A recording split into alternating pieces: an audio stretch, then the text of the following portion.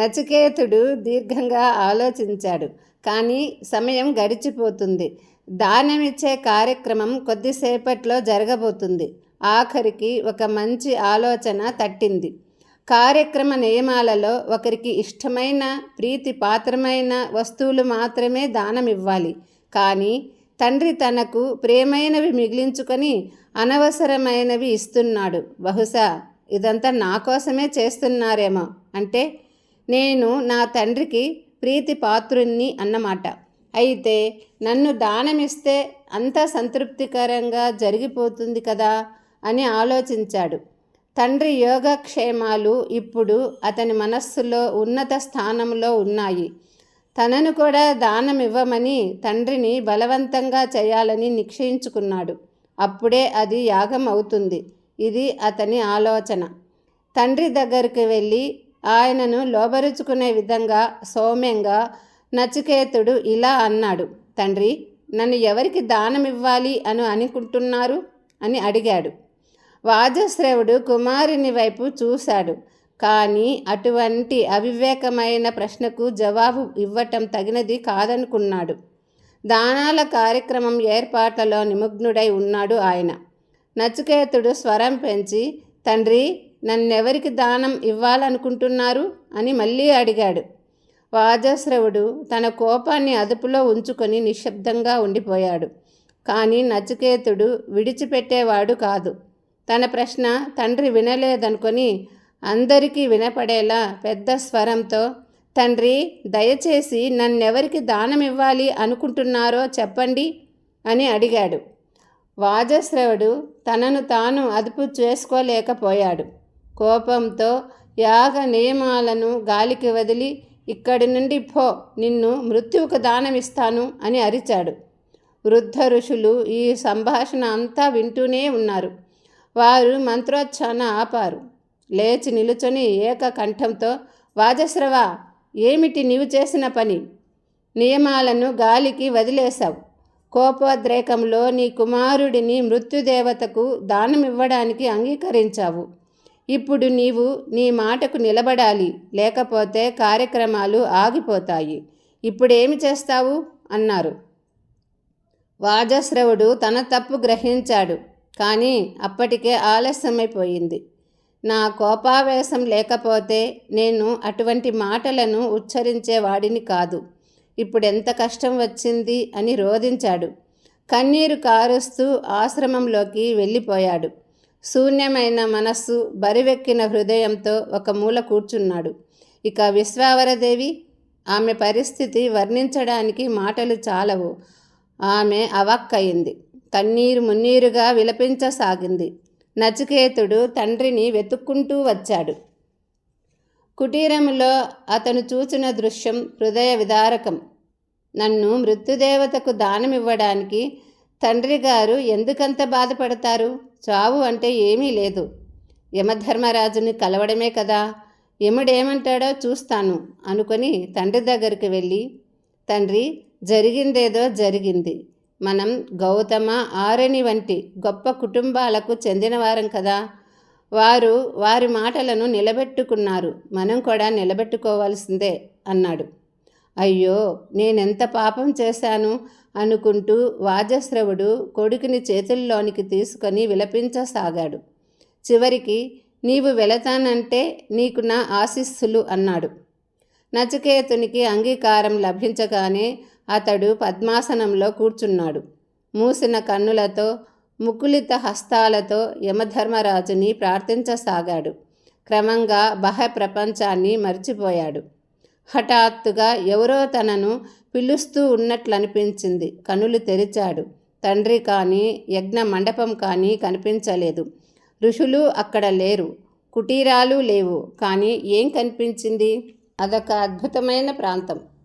తన ఎదుట అందమైన అంతఃపుర భవనం చూశాడు. గోడలు బంగారు రేకుతో తాపడం చేయబడ్డాయి. ఇది అద్భుతాల్లో అద్భుతంగా అతనికి కనిపించింది.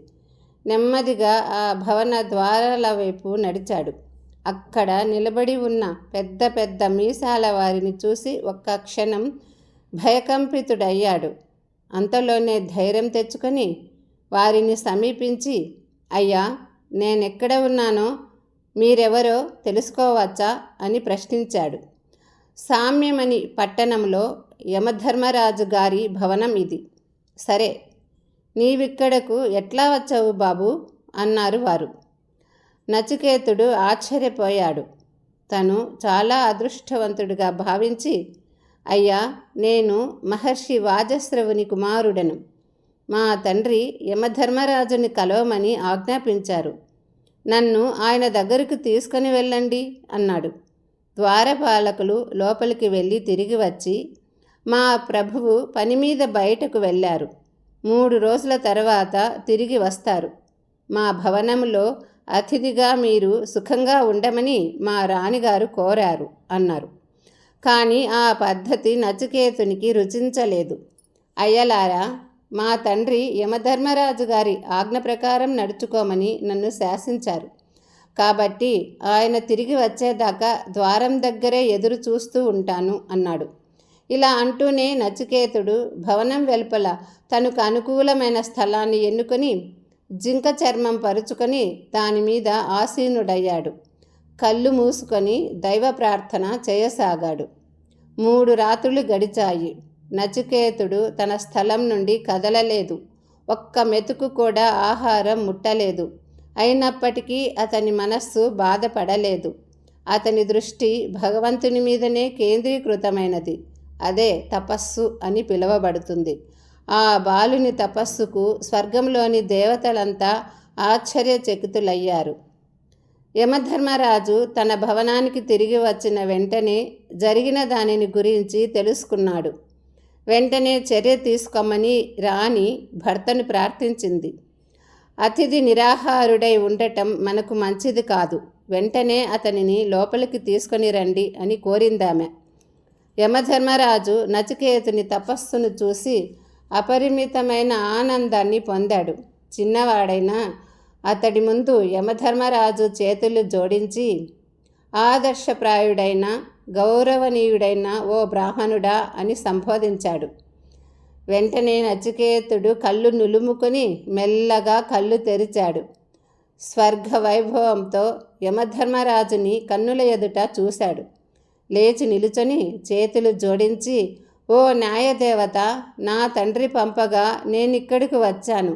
ఇప్పుడు మీ ముందు ఉన్నాను అన్నాడు.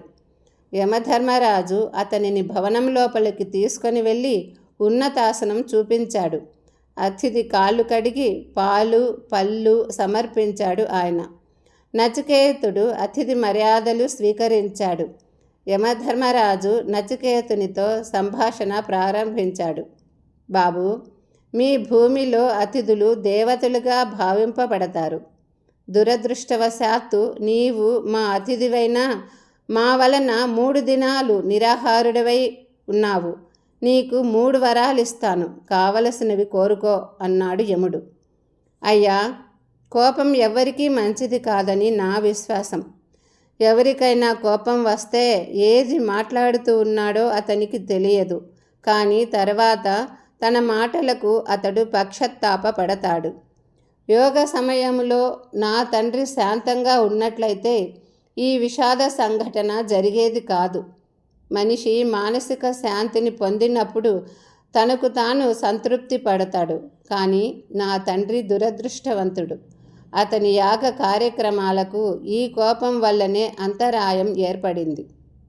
నచికేత, నీవు బాధపడకు. నీవు చనిపోయి ఇక్కడికి రాలేదు.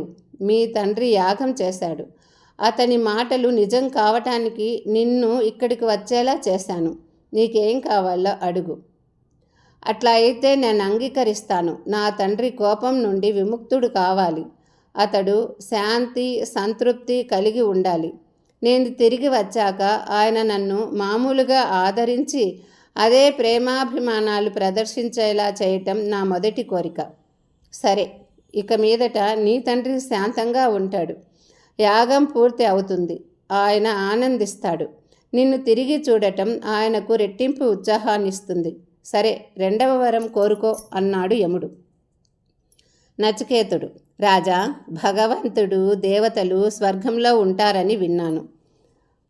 వారికి భయం తెలియదు. వృద్ధాప్యం గురించి చింత లేదు.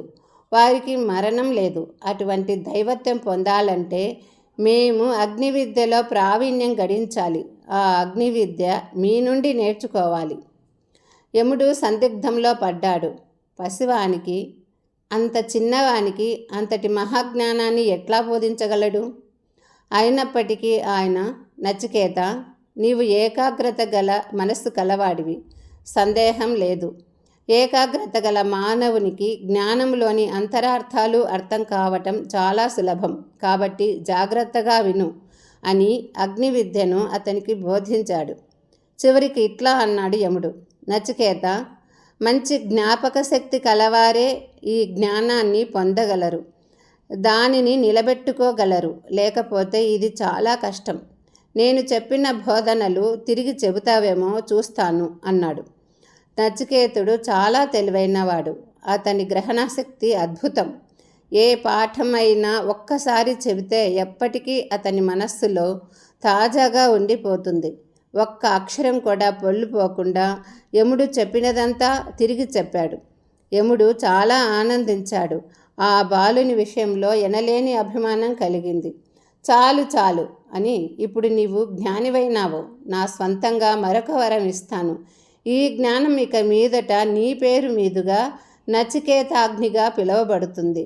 ఎవరైతే ఈ జ్ఞానాన్ని పొందుతారో వారు సహజంగా దైవత్వాన్ని పొందుతారు. నీవు కూడా దైవత్వాన్ని పొందుతావు అని యముడు ఒక అందమైన మణిహారాన్ని నచికేతుని మెడలో వేశాడు. ఇక ఇప్పుడు 3వ వరం అడగవలసి ఉంది. నచికేతుడు ఆలోచనలో పడ్డాడు. ఒకరోజు గురుకులాశ్రమంలో ఒక గోవు మరణానికి తాను దుఃఖించిన విషయం గుర్తు తెచ్చుకున్నాడు. వెంటనే ఇలా అన్నాడు, రాజా, ప్రపంచంలోని ప్రాణులు అన్నీ మరణించేవే. తాము చేసిన పాప పుణ్యాలను బట్టి అవి సుఖదుఖాలు అనుభవిస్తాయి. శరీరం మరణించిన ఆత్మకు చావు లేదు. కాబట్టి జనన మరణ చక్రం తిరుగుతూనే ఉంటుంది. దీని రహస్యం ఏమిటి? ఈ దుఃఖాన్ని అధిగమించే మార్గాలు లేవా? ఏ ఒక్కటి ఉన్నా దయచేసి నాకు చెప్పండి. ఇది నా 3వ కోరిక అన్నాడు. యముడు ఈ ప్రశ్నకు ఆశ్చర్యచకితుడయ్యాడు. ఎందుకంటే అంతటి లోతైన విజ్ఞానాన్ని తరిచి చూడటం పసివారికి సులభం కాదు. యముడు అన్నాడు, నాయన, మరొక్కసారి అటువంటి వరం కోరవద్దని నిన్ను కోరుతున్నాను. నీకు ధనం, సంపద, రాజత్వం ఏమి కోరుకుంటే అది ఇస్తాను. నీవు కోరుకున్నది ఆత్మవిద్య. ఇది పెద్దలకే కొరుకుడు పడని విద్య. కాబట్టి దయచేసి దీనిని తప్ప మరేదైనా అడుగు. కానీ నచికేతుడు మొండి పట్టుదలగల బాలుడు. అతని మార్గం నుండి మళ్లించడానికి ప్రయత్నించడం ఎవరితరం కాదు. తన కోరికను మళ్ళీ బలవంతంగా నొక్కి చెప్పాడు నచికేతుడు. రాజా, మీరు వాగ్దానం చేశారు. నాకు దయచేసి ఆత్మవిద్య నేర్పండి. మీరు తిరస్కరిస్తే మరి నేనెక్కడ ఇటువంటి గురువును పొందగలను? యమునికి ఆ బాలమునికి బోధించడం తప్ప మార్గాంతరం లేకపోయింది. దానితో పాటు యోగ విద్య కూడా బోధించాడు. మానవ జాతికంతకు మంచిని కోరుతూ యముడు ఇట్లా అన్నాడు, ఓ విశాల హృదయుడైన బాలక, మానవునిగా జన్మించినవాడు అదృష్టవంతుడు. అతడు చక్కని స్నేహితులను సంపాదిస్తాడు, మంచి విషయాలు నేర్చుకుంటాడు, ఇతరులకు మంచి పని చేస్తాడు. ఇవి యోగ్యత గల పనులు. దుష్ట స్నేహాలు, దురాలోచనలు కలిగి ఉండటం పాపం. మన వలన ఒకరు బాధపడరాదు. మనం పాపంగా ప్రవర్తించినట్లయితే మనకు దుఃఖం కలుగుతుంది. విజ్ఞానవంతులు పాపాలు చేయరు, అజ్ఞానులు పాపాలు చేస్తారు. పునర్జన్మ ద్వారా అజ్ఞానులు పాప ఫలం అనుభవిస్తారు. అందుచేత కళేబరం మరణిస్తుంది, కానీ ఆత్మకు చావు లేదు. దుఃఖాన్ని పోగొట్టడానికి మోక్షం పొందటం ఒక్కటే మార్గం. మోక్షానికి మార్గం భగవంతుని యందు భక్తి కలిగి ఉండటం. మహాత్ములకు మహాత్ముడు భగవంతుడు. అతనిని మనం సర్వశక్తిమంతుడు, సర్వజ్ఞుడుగా పూజిస్తాం. మనకు భగవంతుడు సూర్యుడు, చంద్రుడు, మానవుడు, జంతువుల రూపంలో కూడా కనిపిస్తాడు. మనం భగవంతుని అంతటా చూస్తాము. మనం అందరినీ సమానంగా గౌరవించాలి.